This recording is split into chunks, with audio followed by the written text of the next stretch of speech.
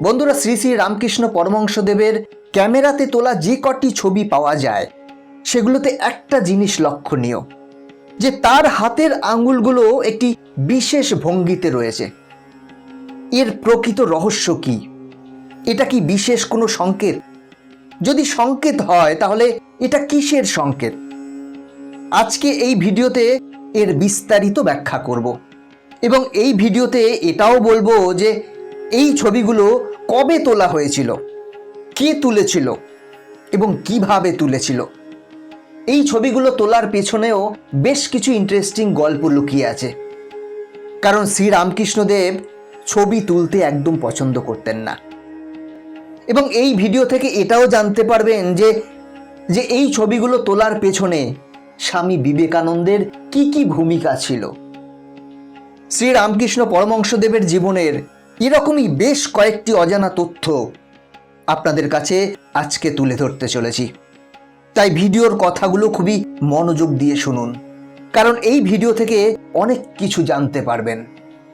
তাহলে চলুন জেনে নেওয়া যাক। বন্ধুরা, রামকৃষ্ণদেবের ক্যামেরাতে তোলা মোট 3টি ছবি রয়েছে। এখন স্ক্রিনে আপনি যে ছবি 3টি দেখতে পাচ্ছেন এগুলোই। এই প্রত্যেকটি ছবি তোলার এক একটি গল্প রয়েছে। শোনা যায় ঠাকুরের নাকি ছবি তোলায় ভীষণ আপত্তি ছিল।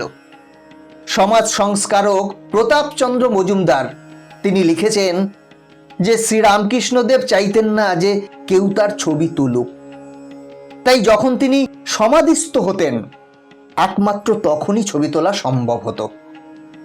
মানে তিনি বুঝতেই পারতেন না যে তার ছবি তোলা হচ্ছে।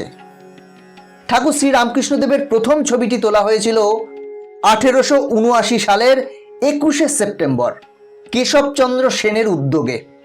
তার বাড়ির কোনো একটা অনুষ্ঠানে উপস্থিত ছিলেন শ্রী রামকৃষ্ণ পরমহংসদেব। নামগান করার সময় ঠাকুর যে সমাধিস্থ হতেন এটা সবাই জানত। তাই কেশবচন্দ্র সেন আগে থেকেই ফটোগ্রাফারকে তার বাড়িতে এনে রেখেছিলেন। এরপর ওই দিন কীর্তনের সময় যখন ঠাকুরের সমাধিস্থ ভাব আসে তখনই ভক্তদের উদ্দেশ্য সফল হয়। আর তখনই তোলা হয়েছিল এই ফটোটি।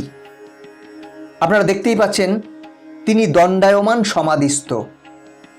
যাতে তিনি পড়ে না যান তাই তার ভাগনা হৃদয়নাথ মুখোপাধ্যায় তাকে ধরে আছেন।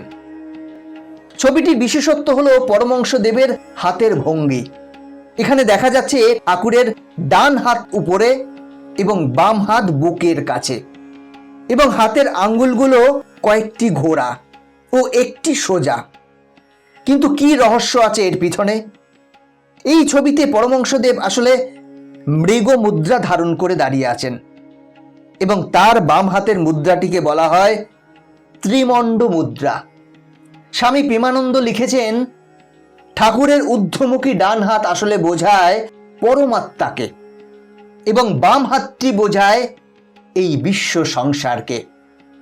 শ্রী রামকৃষ্ণ পরমহংসদেবের দ্বিতীয় ছবিটি, এই ছবিটি তোলা হয়েছিল রাধাবাজারের দ্য বেঙ্গল ফটোগ্রাফার স্টুডিওতে 1881 সালের 10ই ডিসেম্বর। শ্রী রামকৃষ্ণ কথামৃত গ্রন্থের লেখক মহেন্দ্রনাথ গুপ্ত লিখেছেন যে এই ছবিটি তোলবার সময় শ্রী রামকৃষ্ণ পরমহংসদেবের সাথে আরো 2জন শিষ্য ছিলেন। তারা হলেন স্বামী অভেদানন্দ এবং স্বামী অদ্ভুতানন্দ। শ্রী ঠাকুরকে বুঝতেই দেওয়া হয়নি যে তাকে কোথায় আনা হয়েছে আর কি বা তাদের উদ্দেশ্য। স্টুডিওর মধ্যে ঢুকে থামের মধ্যে হাত রাখার সঙ্গে সঙ্গেই আশ্চর্যজনকভাবে তিনি সমাধিস্থ হয়ে গিয়েছিলেন। আর কাল বিলম্ব না করেই তৎক্ষণাৎ ছবিটি তোলা হয়েছিল। এই সেই ছবিটি। পরমহংসদেবের তৃতীয় ছবিটি 1883 সালের ফেব্রুয়ারি মাসের কোনো এক দিনে তোলা হয়েছিল। ঠাকুরের সর্বাধিক পরিচিত এই ছবিটি। দক্ষিণেশ্বর মন্দিরে এই ছবিটি তুলেছিলেন ফটোগ্রাফার অবিনাশ চন্দ্র দা। ছবিটি তোলার ব্যবস্থা করেছিলেন শিষ্য ভবনাথ চট্টোপাধ্যায় এবং সহযোগিতা করেছিলেন স্বামী বিবেকানন্দ। তারিখটা কি ছিল সেটা ঠিক জানা যায়নি, তবে দিনটি ছিল রবিবার, সময়টা ছিল দুপুরের ঠিক পরে। শিষ্য ভবনাথ পরমহংসদেবের একটি ছবি তুলতে ভীষণ আগ্রহী ছিলেন। তাই বরানগরের বার্ন অ্যান্ড শেপার্ড কোম্পানির ফটোগ্রাফার অবিনাশ চন্দ্র দাকে দক্ষিণেশ্বরে আনা হয়েছিল, কিন্তু ঠাকুরকে কিছুতেই রাজি করানো যাচ্ছিল না। এরপর ঠাকুর বিরক্ত হয়ে দক্ষিণেশ্বরের মূল মন্দিরের দক্ষিণ দিকে রাধাকান্ত মন্দিরে চলে যান। এমন সময় সেখানে উপস্থিত হলেন স্বামী বিবেকানন্দ। তিনি বললেন, দাঁড়া, আমি সব ঠিক করে দিচ্ছি। এই বলে রাধাকান্ত মন্দিরের উত্তর দিকে রকের উপর যেখানে ঠাকুর বসেছিলেন সেখানে গেলেন স্বামী বিবেকানন্দ এবং তার সঙ্গে ভগবত প্রসঙ্গ নিয়ে আলোচনা আরম্ভ করলেন।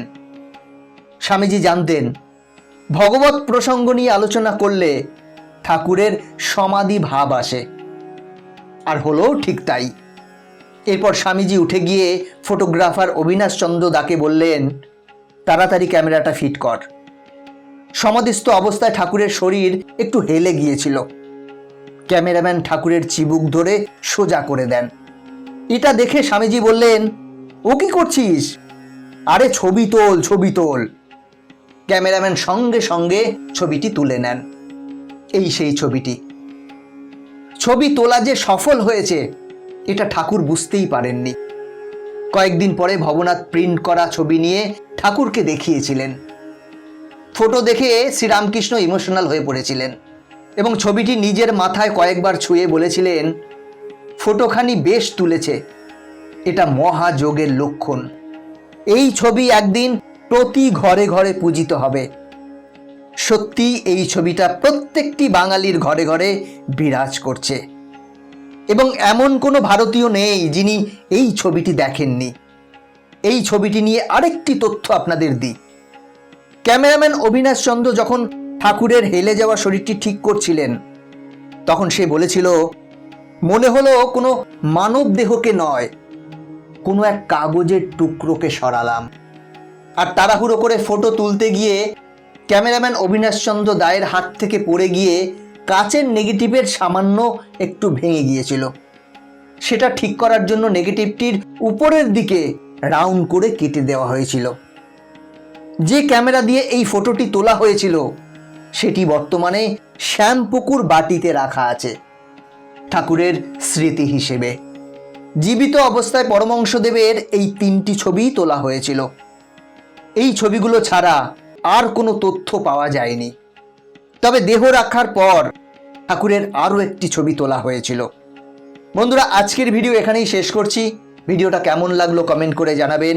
এই চ্যানেলে নতুন হলে চ্যানেলটি সাবস্ক্রাইব করে বেল আইকনটি প্রেস করে রাখবেন পরবর্তী ভিডিও দেখার জন্য। ভালো থাকবেন, সাথে থাকবেন।